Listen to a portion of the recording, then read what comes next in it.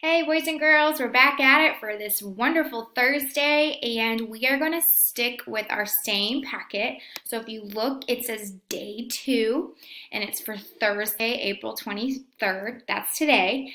And just a refresher, and I know I talked about this on Wednesday's videos, is that this packet is inside your arts packet, and the cover of it looks like, I'm flipping, it looks like this. So flip through that third packet and it should be inside of it, okay? But we're gonna be on day 2, so I'm flipping right along. And for today, we're going to be talking about our reading, our writing, and our grammar for our ELA video this morning, okay? So I want to go ahead and look at the reading comprehension skill this week, and not this week, but today. And we're still talking about our character named Alexis. And remember, yesterday we talked about character traits and not just the traits on the outside, but also the traits on the inside. What is Alexis like as a person? What is she feeling? What is she thinking about? What are her actions? What is she doing? And today we're going to build on that by looking at that next step, and we're going to be talking about sequencing. So sequencing of a story is where we put things in order. And there are some clue words that I want you guys to be ready to pay attention to. Things like first, next, then, finally, at last. These are also can be called transition words. And pay attention for this today because it's going to follow in order. Now, this looks identical to what our Wonders graphic organizers look like. So you guys should feel like, ooh, I know this. I've seen this before because it's putting something in order. All right. So be thinking about sequencing and also think about the traits of Alexis and what's happening. So we're going to continue with the game show story. And in this story today, something's going to happen with Alexis, and so pay attention to what's going on. But let's look at these questions together. How did Alexis get to Los Angeles? How did she get there? So you need to go into the text and find how she got there. Where did the taxi take Alexis and his mother? Where did the taxi take him?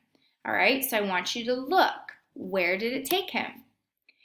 And this one, how much longer until the game show starts? So how long do they have to wait? How much longer?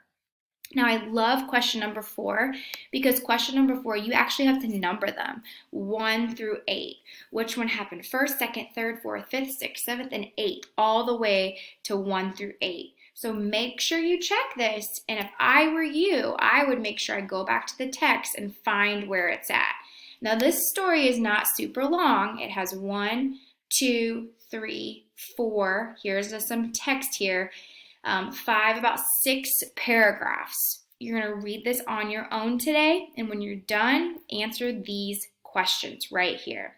You guys got this. Think about the sequencing of the story. Now, moving on to the next page. This is where you're going to do some writing practice, all right?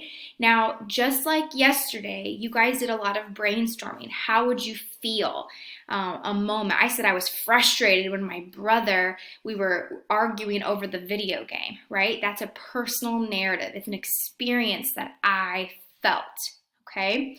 And so you today are going to write a personal narrative story from beginning to end. And you're going to describe a problem, an action, so what did you do, and your feelings that you had. And I want you to think about this like creating a movie, right? And we call this visualizing.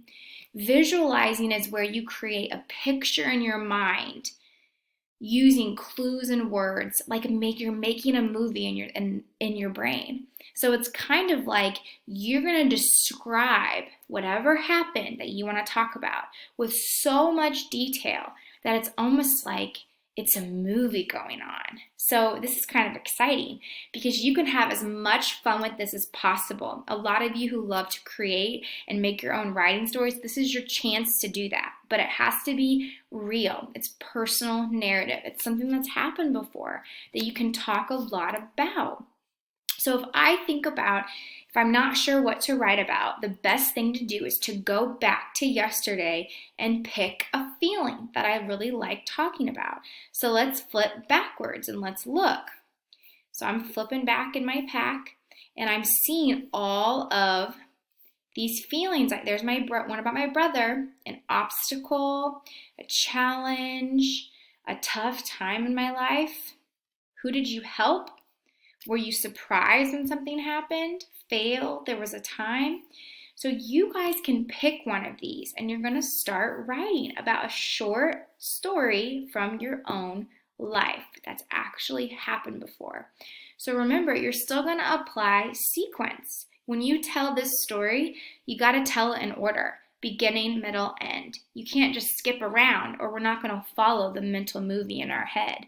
So I can't wait to read your story and figure out something about your life that's happening. Maybe you're going to write about something that you did on Easter. That would be kind of fun. I know some of you had some really cool Easter egg hunts. I'd love to hear about that.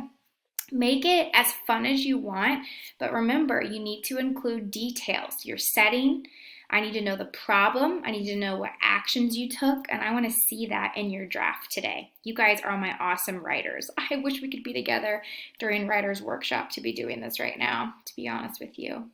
And the last page that you guys are going to do, and it's not super long, there's only 14 little questions, you need to put the commas. And remember, commas can happen in several places. So let's look. Commas can be in a series. Like I ate a hot dog, comma, ice cream, comma, a burger, and soda. So if you ate more than just two things, so you ate about 3 or more, then you need those commas. Before conjunctions, I slept all summer, but I still felt accomplished. There's my conjunction. And then before parentheses, I don't want summer to end. And really, this should be more like quotation marks. I don't want summer to end. Kyle sighed. You always have to have a comma right after that last quotation mark if you're still finishing what the person's saying or doing. Or after introductory elements, like as a child, comma, my favorite part of summer was not having to go to school. So let's go ahead and let's try number 1 and see if we can figure out if it's doing 1, 2, 3, or 4. One of these 4.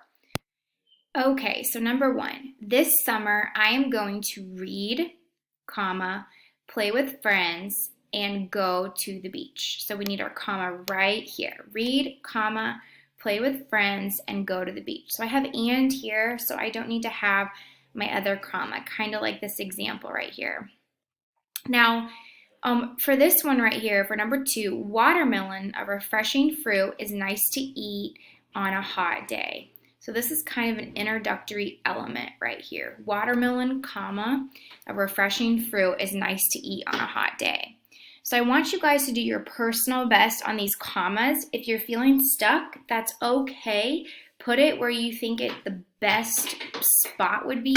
Keep going back to these 1 through 4s for help if you need it. And make sure to send me a picture on Dojo so I can see all of the hard work you guys have done today.